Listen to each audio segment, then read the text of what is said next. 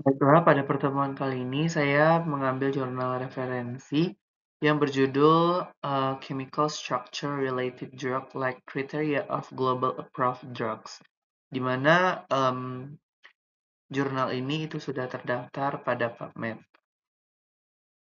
Pada jurnal ini dikatakan penemuan obat molekul kecil itu sangat kompleks dan juga sulit, di mana molekul kecil tradisional ini memerlukan proses pengembangan obat biasanya lebih disukai, mempertimbangkan kemanjuran molekul.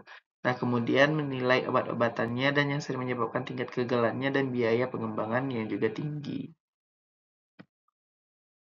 Di mana pada jurnal ini juga dikatakan struktur kimia suatu obat itu menentukan sifat fisikokimianya dan juga menentukan sifat, penyerapan, distribusi, metabolisme, ekskresi, dan juga toksisitas atau biasa disingkat dengan ADME atau tox.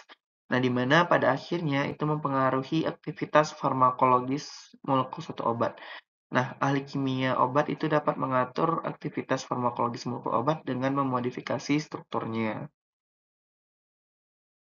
Sifat seperti obat itu didefinisikan oleh Sugiyama sebagai sifat fisikokimia. Contohnya adalah kelarutan, stabilitas, dan juga yang lain-lainnya.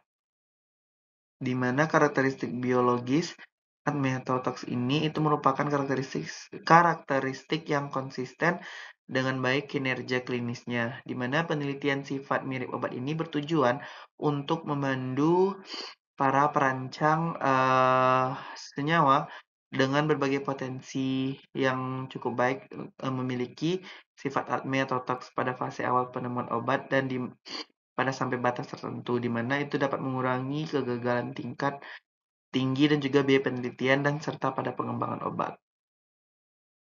Di mana hubungan antara struktur kimia dan juga sifat fisikokimia itu telah menarik berbagai perhatian ahli kimia obat sebagai strategi penelitian dan juga pengembangan obat baru yang dapat melengkapi hubungan struktur aktivitas dalam kemajuan desain dan juga penemuan obat.